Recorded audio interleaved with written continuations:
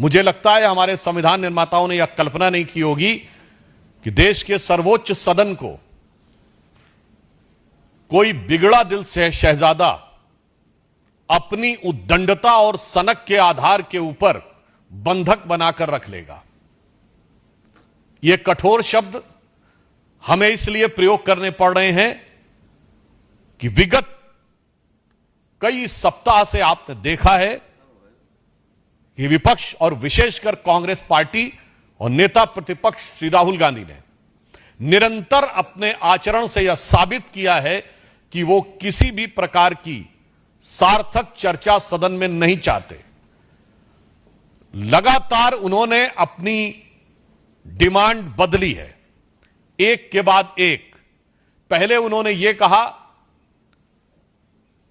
कि नीट की परीक्षा को लेकर नियम में बदलाव होना चाहिए, वो मान लिया गया।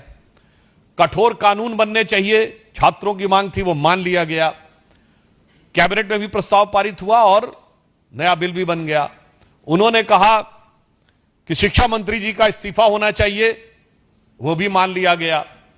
केसेस हटने की बात हुई, वह भी मान लिया गया। हर बार वो एक नई डिमांड लेकर खड़े हो जाते हैं। फिर उन्होंने कहा कि गृह मंत्री अमित शाह जी आकर सदन में बयान दें। अब जब सरकार सदन में बयान देने को तैयार है, गृह मंत्री जी सदन में बयान देने को तैयार हैं, उसके बाद सदन क्यों नहीं चलने दिया जा रहा है? हम कांग्रेस पार्टी से यह साफ पूछना चाहते हैं कि हर कदम के ऊपर आप अपनी एक नई डिमांड खड़ी कर रहे हैं और जब वो चीज पूरी कर ली जाती है उसके बाद भी आप सदन को नहीं चलने दे रहे हैं। और इससे पूर्व भी सदन में ऐसे अनेक अवसर रहे हैं कि जब अंतिम जवाब दिया जाता है किसी भी विधेयक पर तो कांग्रेस पार्टी भाग खड़ी होती है। अभी आपने देखा कि अनफेयर मींस एग्जामिनेशन में प्रयोग होने वाले इस विधेयक पे भी अंत में वो भाग खड़े हुए राज्यसभा में।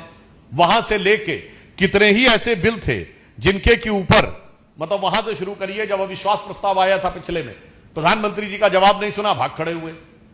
मणिपुर के ऊपर प्रधानमंत्री जी का जवाब नहीं सुना, भाग खड़े हुए। तो आज हम कांग्रेस पार्टी और राहुल गांधी जी से कहना चाहते हैं, गृह मंत्री जी सदन में आकर हर विषय का बिंदुवार उत्तर देने को तैयार हैं, आप भागिए मत। बहुत स्पष्ट रूप से हम यह कहना चाहते हैं, आप सदन से भागिए मत।